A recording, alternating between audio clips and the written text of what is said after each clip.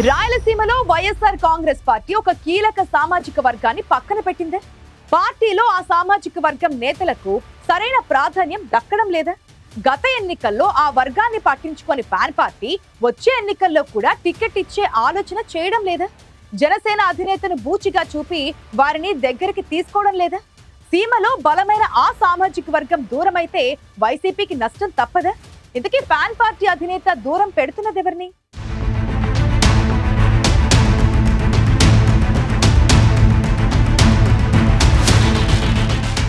Social engineering పేరుతో జగన్మోహన్ రెడ్డి గత ఎన్నికల్లో అన్ని సామాజిక వర్గాలకు సమాన ప్రాధాన్యం ఇచ్చారు. జగన్ ఫార్ములా సక్సెస్ అయ్యుంటే మిగతా పార్టీలు కూడా దాన్నే అనుసరించి ఉండేవి. అయితే అంచనాలు తప్పడంతో వైసీపీకి ఓటమి తప్పలేదు. టికెట్ల విషయంలో అంతలా కసరత్తు చేసిన జగన్ రాయలసీమ జిల్లాల్లో మాత్రం ఓ సామాజిక వర్గాన్ని పూర్తిగా పక్కన పెట్టారట. 52 నియోజకవర్గాలున్న రాయలసీమలో బలిజ సామాజిక వర్గ జనాభా 27% దాకా ఉంది.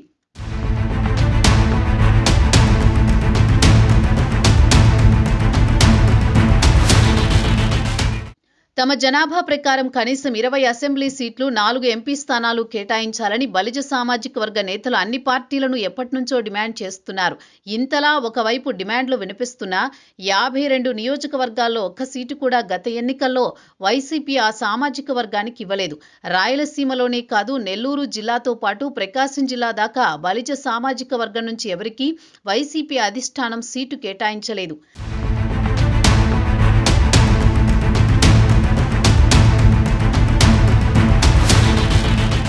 2019 ఎన్నికల్లో వైసీపీకి రాయలసీమ మొదలు ఉమ్మడి ప్రకాశం దాకా బలిజ వర్గం నుంచి 2 ఎమ్మెల్యేలున్నారు. అయితే గత ఎన్నికల్లో వైసీపీ ఆ వర్గానికి చెందిన మద్దిరెడ్డి వేణుగోపాల్, ఆరణి శ్రీనివాసులకు టికెట్లు ఇవ్వలేదు. దీంతో శ్రీనివాసులు జనసేనలో చేరి గత ఎన్నికల్లో తిరుపతి నుంచి ఎమ్మెల్యేగా గెలిచారు.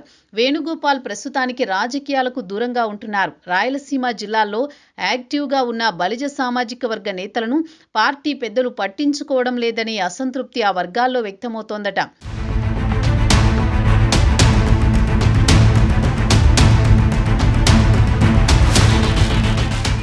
రాయలసీమలోని 4 జిల్లాల్లోని చాలా నియోజకవర్గాల్లో బలిజ సామాజిక వర్గం గెలుపు ఓటములను శాసించే స్థాయిలో ఉందని రాజకీయ విశ్లేషకులు చెబుతున్నారు. జగన్ సొంత జిల్లా ఉమ్మడి కడపలో రాజంపేట, రైల్వే కోడూరు, కడపతో పాటు బద్వేలు, మైదుకూరు, జగన్ సొంత ఉమ్మడి నియోజకవర్గం పులివెందుల నియోజకవర్గాల్లో బలిజ సామాజిక వర్గం ఓట్లు కీలకమని చెబుతున్నారు. అలాగే ఉమ్మడి చిత్తూరు జిల్లాలో తిరుపతి, శ్రీకాళహస్తి, మదనపల్లి, పలమనేరు, పుంగనూరు, తంబళ్లపల్లి, చిత్తూరు నియోజకవర్గాల్లో బలిజల ఓటు బ్యాంకు ఎక్కువ.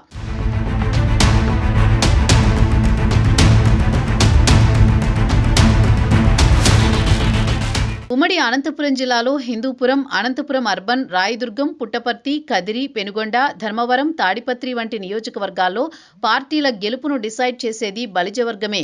కర్నూలు జిల్లాలో నంద్యాల, కర్నూలు, ఆళ్లగడ్డ, డోన్, బనగానపల్లి నియోజకవర్గాల్లో బలిజ ఓటర్లు అధికంగా ఉన్నారు.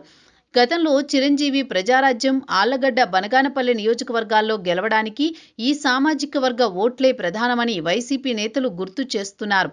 కానీ వైసీపీలో మాత్రం ఆ సామాజిక వర్గ నేతలకు ప్రాధాన్యం దక్కడం లేదనే అసంతృప్తి వ్యక్తమవుతోంది.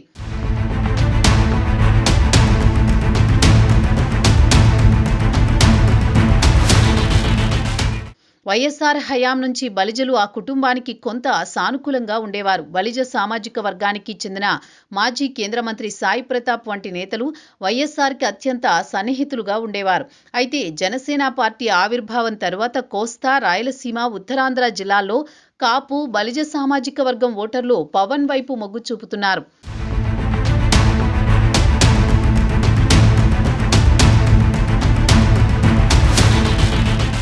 పవన్ కళ్యాణ్ కారణంగానే జగన్ గత ఎన్నికల్లో ఆ సామాజిక వర్గానికి టికెట్ ఇవ్వలేదనే వాదన కూడా ఉంది. కోస్తా జిల్లాలో కాపులను దగ్గర చేసుకునేందుకు ఆ సామాజిక వర్గానికి వైసీపీ అధినేత ప్రాధాన్యమిస్తున్నారు. అయితే గత ఎన్నికల తర్వాత జగన్ కేబినెట్లో మంత్రులుగా పనిచేసిన నేతలతో పాటు మాజీ ఎమ్మెల్యేలు వైసీపీని వీడుతున్నారు. అదే సమయంలో రాయలసీమ జిల్లాలో బలిజ సామాజిక వర్గం నేతలకు పార్టీలో ప్రాధాన్యం దక్కడం లేదనే ప్రచారం జరుగుతోంది. వైఎస్ జగన్మోహన్ రెడ్డి ఇప్పటికైనా మిగిలిన సామాజిక వర్గాలతో పాటు రాయలసీమలో 27% వరకు జనాభా ఉన్న బలిజలకి ఇంపార్టెన్స్ ఇవ్వాలంటున్నారు పార్టీలోని ఆ వర్గం నేతలు. వచ్చే ఎన్నికల్లో ఆ వర్గం నుంచి కొందరికైనా టికెట్ ఇవ్వాలని అభిప్రాయపడుతున్నారు. పవన్ కళ్యాణ్ ప్రధాన ఓటు బ్యాంకు అయిన బలిజలను జగన్ తన వైపు తిప్పుకుంటే సీమ జిల్లాల్లో వైసీపీకి తిరుగుండదు అనేది ఆ పార్టీ నేతల అభిప్రాయం. రానున్న రోజుల్లో అయినా జగన్ వారికి ప్రయారిటీ ఇస్తారా లేదంటే పక్కన పెడతారో చెప్పలేమంటున్నాయి పార్టీ వర్గాలు.